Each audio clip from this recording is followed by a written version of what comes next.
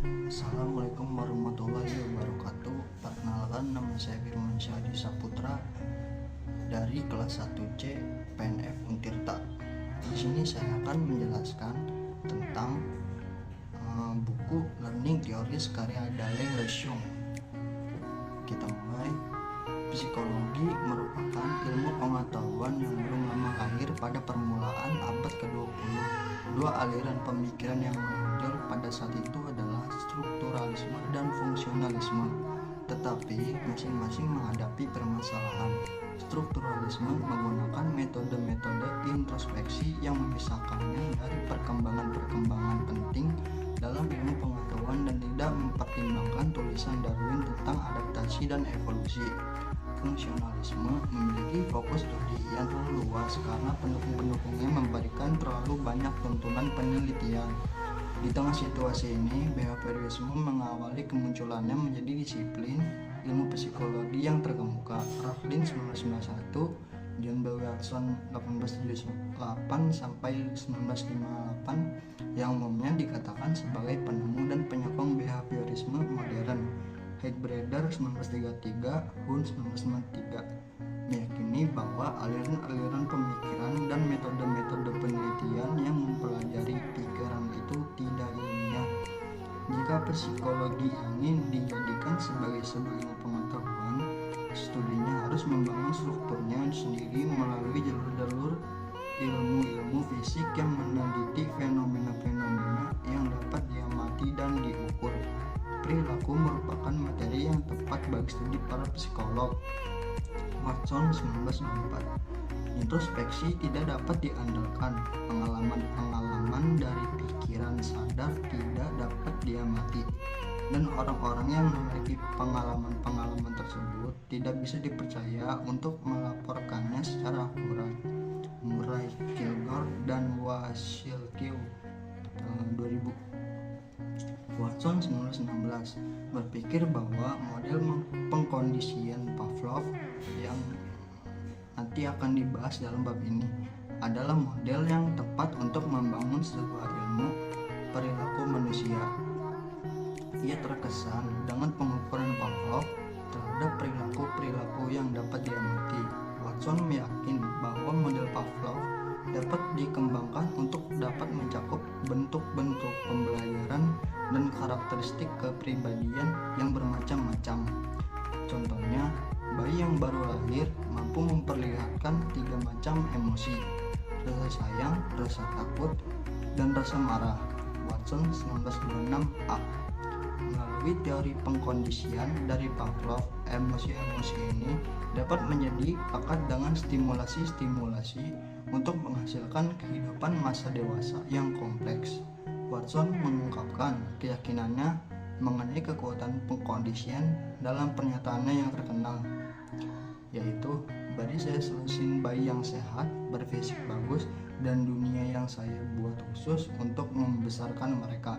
Saya jamin saya bisa pilih salah satunya secara acak dan matinya menjadi tipe spesialis apapun yang mungkin saya pilih: dokter, pengacara, seniman, kepala saudagar, dan bahkan menjadi pengemis atau pencuri tanpa memandang bakatnya, kesukaannya, kecenderungannya, kemampuannya, minatnya, dan ras nenek moyangnya, meskipun penelitian Watson tidak. Watson 1926b.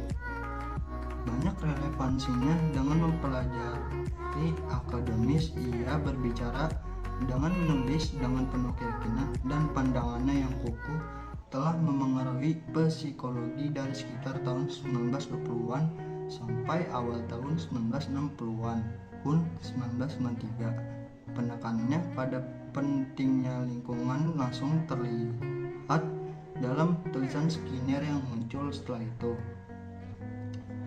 Bab ini membahas tentang behaviorisme sebagaimana yang dikemukakan oleh teori-teori pengkondisian pembelajaran.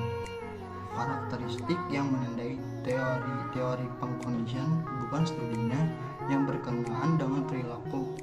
Semua teori membahas perilaku, tetapi lebih pada penjelasannya tentang pembelajaran dalam hubungan-hubungannya dengan peristiwa-peristiwa lingkungan Meskipun tidak memungkiri keberadaan fenomena mental, teori-teori ini meyakini bahwa fenomena-fenomena tersebut tidak diperlukan untuk memberi penjelasan mengenai pembelajaran. Dalam percakapan pembuka bab ini, Leo mendukung pandangan pengkondisian. Teori pengkondisian yang terkenal adalah operant conditioning, pengkondisian operant, dari B.F. Skinner. Sebelum membahas teori ini, beberapa tulisan bersejarah dalam tradisi pandangan pengkondisian diketengahkan di sini sebagai latar belakang pengetahuan mengenai tulisan Skinner, khususnya koneksionisme dari Thorndike, pengkondisian klasik dari Pavlov, dan pengkondisian kontiguitas contiguous condition dari Guthrie. Ketika Anda telah selesai mempelajari bab ini, diharapkan Anda telah dapat melakukan hal-hal berikut ini. Yang pertama, menjelaskan bagaimana perilaku dipelajari menurut teori koneksionisme. Yang kedua, mendiskusikan beberapa kontribusi Thorndike dalam praktik pendidikan. Yang ketiga, menguraikan bagaimana respons-respons dikondisikan, dihilangkan, dan digeneralisasikan menurut teori pengkondisian klasik. Yang keempat, menggambarkan proses di mana buah respon emosional dapat dikondisikan dengan sebuah objek yang pada mulanya netral. Yang kelima, menjelaskan bagaimana gerakan-gerakan dikombinasikan untuk menjadi sebuah tindakan berdasarkan teori pengkondisian kontiguitas. Yang keenam, mendeskripsikan model kontigeni tiga kondisi, three-term contingency, dan pengkondisian operan, dan membeberkan contoh-contohnya. Yang ketujuh, mendefinisikan dan mencontohkan konsep-konsep pokok pengkondisian operan, penguatan positif dan negatif hukuman, generalisasi, diskriminasi, pembentukan, dan prinsip framework. Yang ke-8, memberikan gambaran singkat tentang model behavioris untuk pengaturan diri. Yang ke-9, menjelaskan beberapa pokok aplikasi pendidikan dari prinsip-prinsip opera terhadap pendidikan, tujuan-tujuan behavioral, waktu belajar, belajar menguasai, pengajaran terprogram, dan kontrak-kontrak kontingensi.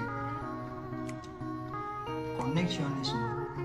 Edward L. Thorndike 1874-1949 adalah seorang psikolog terkemuka di Amerika Serikat yang teori pembelajarannya koneksionisme dominan di negeri tersebut pada paruh pertama abad ke-20. Tidak seperti banyak psikolog terdahulu, ia tertarik pada pendidikan, terutama pembelajaran, transfer, perbedaan individu, dan inteligensi. Hilger 1996, McHenry 1990. Ia menerapkan sebuah pendekatan eksperimental ketika mengukur hasil-hasil yang dicapai oleh siswa. Pengaruhnya terhadap pendidikan ditandai dengan adanya Thorndike Award, penghargaan Thorndike, penghargaan tertinggi yang diberikan oleh Divisi Psikologi Pendidikan Asosiasi Psikologi Amerika kepada kontribusi-kontribusi besar terhadap psikologi pendidikan. Pembelajaran dengan cara trial and error. Karya Thorndike yang paling penting adalah seri Educational Psychology yang berjumlah 3 volume, Thorndike 1913A, 1913B, 1914. Ia menyatakan pandangan bahwa tipe pembelajaran yang paling fundamental adalah pembentukan asosiasi-asosiasi, koneksi-koneksi antara pengalaman-pengalaman indrawi, persepsi terhadap stimulus atau peristiwa, dan impuls-impuls saraf, respons-respons yang memberikan manifestasinya dalam bentuk perilaku. Ia percaya bahwa pembelajaran sering terjadi melalui rangkaian eksperimen trial and error, menyeleksi dan mengkoneksikan. Thorndike mulai mempelajari pembelajaran dengan rangkaian eksperimen yang dilakukannya terhadap hewan Thorndike 1911. Hewan-hewan yang berada dalam situasi-situasi yang bermasalah mencoba untuk mencapai tujuannya. Misalnya, mendapatkan makanan sampai ke tempat yang dituju. Dari banyaknya respons yang mereka lakukan, mereka memilih satu, menjalankannya dan menerima akibatnya.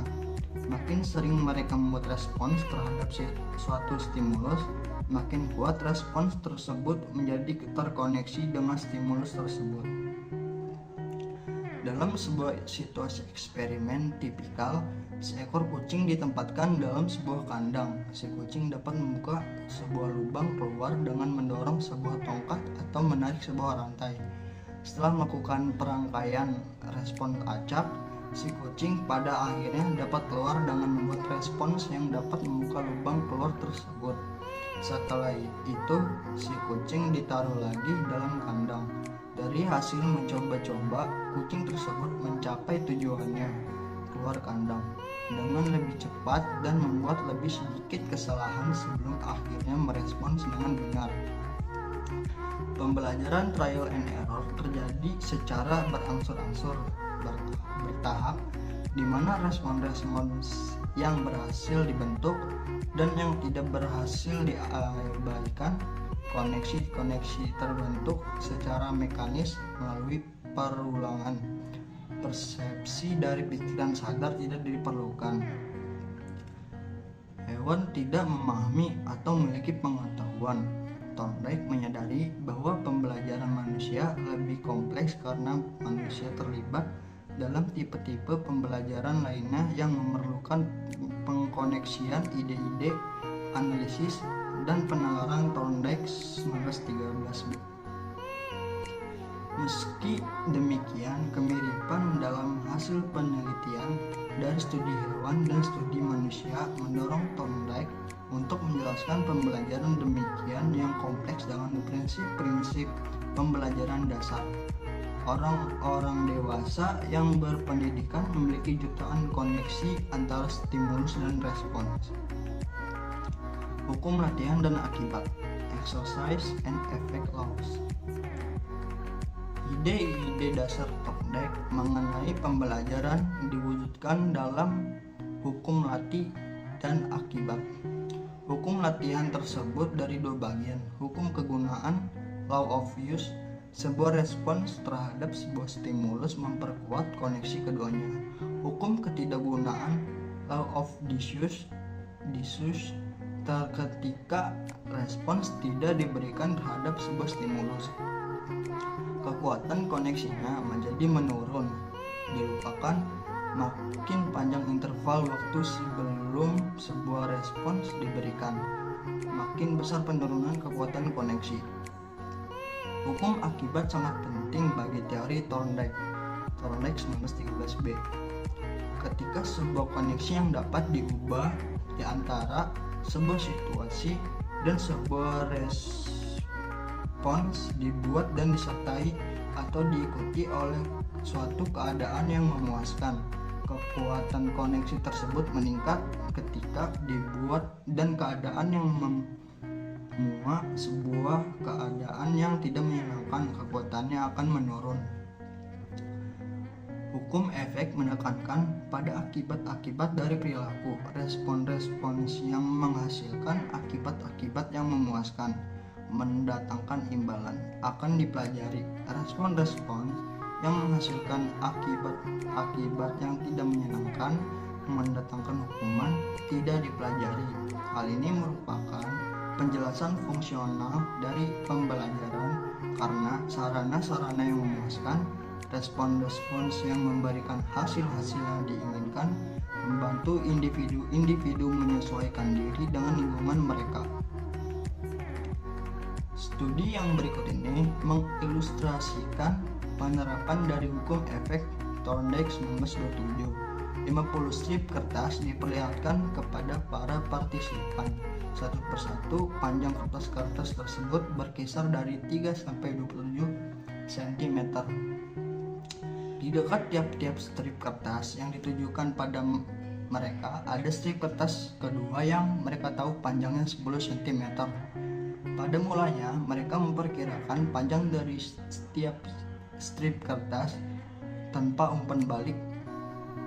Setelah itu, ke-50 strip kertas tersebut disodorkan kepada mereka lagi satu persatu. Kali ini, setiap selesai memperkirakan panjang tiap-tiap kertas, mereka diberitahu apakah mereka benar atau salah oleh si pelaku eksperimen. Setelah 50 strip kertas ini diperlihatkan pada mereka berulang kali dalam beberapa hari berikutnya, mereka disodori kertas-kertas tersebut tanpa umpan balik tentang keakuratan estimasi mereka. Melalui latihan ini, perhitungan panjang kertas dari para partisipan makin mendekati ukuran panjang sebenarnya dari kertas-kertas tersebut dibandingkan dengan hasil-hasil perkiraan perhitungan mereka sebelumnya. Thorndike menyimpulkan bahwa hasil-hasil ini yang serupa dengan hasil-hasil eksperimen di mana hewan diberi imbalan makanan atau kebebasan mendukung gagasan yang menyatakan bahwa koneksi antara stimulus dan respons yang memuaskan benar akan diperkuat, sementara yang tidak menyenangkan tidak benar akan melemah. Prinsip-prinsip lain.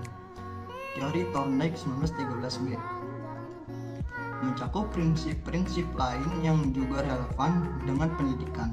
Salah satunya adalah hukum kesiapan, law of red lines, yang menyatakan bahwa ketika seseorang dipersiapkan sehingga siap untuk bertindak, maka melakukan tindakan tersebut merupakan imbalan reward, sementara tidak merupakan hukuman punishing. Jika seorang lapar, respons-respons yang mengarah pada makanan ada dalam kondisi siap, sementara respons-respons lain yang tidak mengarah pada makanan tidak dalam kondisi siap. Ketika seseorang capek, yang akan dihasilkannya adalah hukuman jika ia memaksa untuk bekerja. Jika ide ini diaplikasikan pada pembelajaran, dapat kita katakan bahwa ketika siswa siap untuk mempelajari tindakan tertentu dalam kaitannya dengan level perkembangan atau penguasaan keterampilan yang sebelumnya, maka perilaku-perilaku yang mendukung kelancaran pembelajaran ini akan menghasilkan imbalan. Ketika siswa tidak siap untuk belajar atau tidak memiliki keterampilan prasyaratnya, maka berusaha belajar akan menghasilkan hukuman dan menyia-nyiakan waktu. Prinsip peralihan asosiatif shifting mengacu pada situasi di mana respons-respons yang diberikan untuk stimulus yang sama sekali berbeda.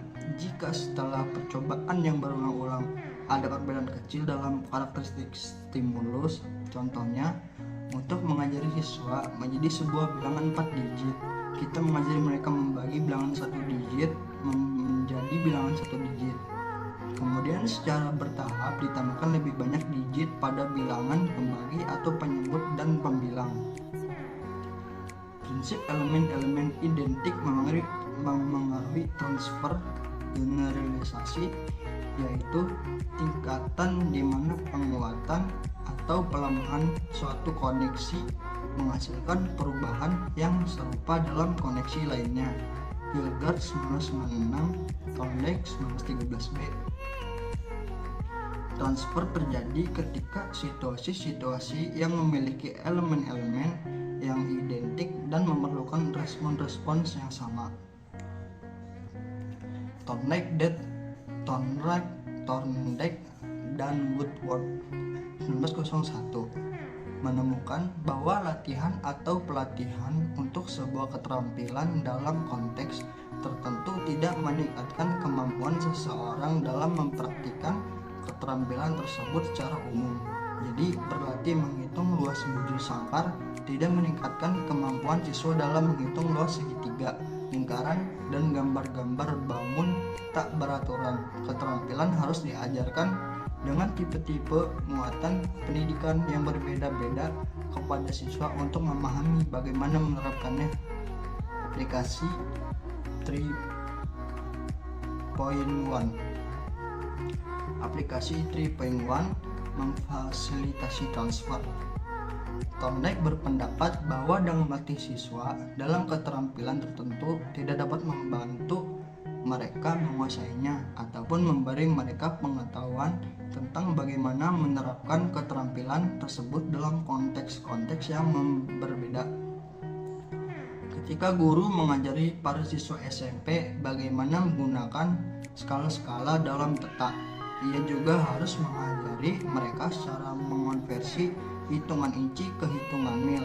Siswa akan lebih cakap jika mereka benar-benar mengaplikasikan keterampilan tersebut untuk berbagai jenis peta dan membuat peta mereka sendiri yang menggambarkan lingkungan sekitar mereka dibandingkan jika guru memberikan berbagai macam soal pada mereka. Ketika guru SD mulai mengajari para siswanya mengukur benda cair dan benda kering, akan lebih baik jika ia meminta mereka menggunakan sebuah resep untuk mempraktikkan pengukuran bahan-bahan dan membuat satu macam hidangan daripada memberi mereka gambar-gambar, tabel-tabel, atau hanya menyuruh mereka mengisi cangkir-cangkir dengan air atau pasir. Dalam sebuah sekolah kedokteran mengajak mahasiswa untuk benar-benar mengamati dan terlibat dalam berbagai macam prosedur atau pembedahan akan jauh lebih lagi berharga daripada sekedar menyuruh mereka membaca tentang hal-hal tersebut dari buku panduan. Revisi terhadap teori Thorndike. Thorndike merevisi hukum latihan dan akibat setelah didapatkan bukti dari penelitian lain yang ternyata tidak mendukungnya. Thorndike 1932. Thorndike menyingkirkan hukuman latihan ketika ia menemukan bahwa perulangan sederhana dari sebuah situasi tidak selalu mengasahkan respon-respon. Dalam salah satu eksperimen misalnya, para partisipan menutup mata mereka dan menggambar garis-garis yang menurut perasaan mereka panjangnya 2, 4, 6, dan 8 inci. Mereka melakukannya ratusan kali selama beberapa hari tanpa umpan balik yang memberitahukan tentang keakuratan panjang garis mereka. Thorndike 1932. Jika hukum latihan benar, maka respons yang diberikan paling sering selama seratusan kali penggambaran garis akan menjadi makin sering setelahnya. Tetapi Thorndike tidak menemukan bukti-bukti yang mendukung gagasan ini. Yang terjadi adalah rata-rata panjang garis berubah seiring dengan waktu. Tampaknya umumnya orang bereksperimen dengan panjang yang berbeda karena mereka tidak yakin tentang panjang garis yang benar. Dengan demikian, perulangan sebuah situasi tidak dapat meningkatkan kecenderungan akan hadirnya respons yang sama di masa mendatang. Sesuai dengan hukum efek, pada awalnya Thorndike berpikir bahwa efek-efek penghasil kepuasan, imbalan-imbalan, dan penghasil ketidaksenangan, hukuman-hukuman berlawanan tetapi sebanding, namun penelitian menunjukkan tidak demikian kejadiannya. Pada kenyataannya, imbalan memperkuat koneksi-koneksi tetapi hukuman tidak selalu melemahkannya. Thorndike 1932. Lebih tepatnya, koneksi-koneksi melemah ketika koneksi-koneksi alternatif diperkuat. Dalam sebuah studi Thorndike 1932, partisipan diberi kata-kata bahasa Inggris yang kurang umum digunakan, misalnya audacious, lahap, eidolon, hantu, atau sesuatu atau orang diidealkan. Masing-masing kata diikuti oleh 5 kata bahasa Inggris yang umum, yang salah satunya adalah sinonim yang benar dari kata-kata sulit tersebut. Pada tiap-tiap percobaan, partisipan memilih sebuah sinonim dan menggarisbawahinya, dan setelah itu peneliti mengatakan benar imbalan atau salah hukuman. Imbalan meningkatkan pembelajaran, tetapi hukuman tidak mengecilkan kemungkinan munculnya respons terhadap kata yang menjadi stimulus tersebut. Hukuman menekan respons, tetapi respon tersebut tidak dilupakan. Hukuman bukan merupakan sarana yang efektif untuk mengubah perilaku karena hukuman tidak mengajari siswa perilaku yang benar, tetapi lebih berperan memberitahukan apa yang seharusnya tidak dilakukan. Hal ini juga berlaku pada keterampilan kognitif. Brown dan Burton 1978 menemukan bahwa siswa belajar bagi algoritma cara-cara yang salah untuk memecahkan masalah-masalah. Misalnya, kurangi bilangan yang lebih besar dengan bilangan yang lebih kecil, kolom demi kolom. 4371, 2748, 2437. Ketika siswa diberitahu bahwa cara ini salah dan kemudian mereka diberi umpan balik perbaikannya terlalu berlatih menyelesaikan soal dengan benar, mereka akan belajar metode yang benar tetapi tidak melakukan cara yang lama.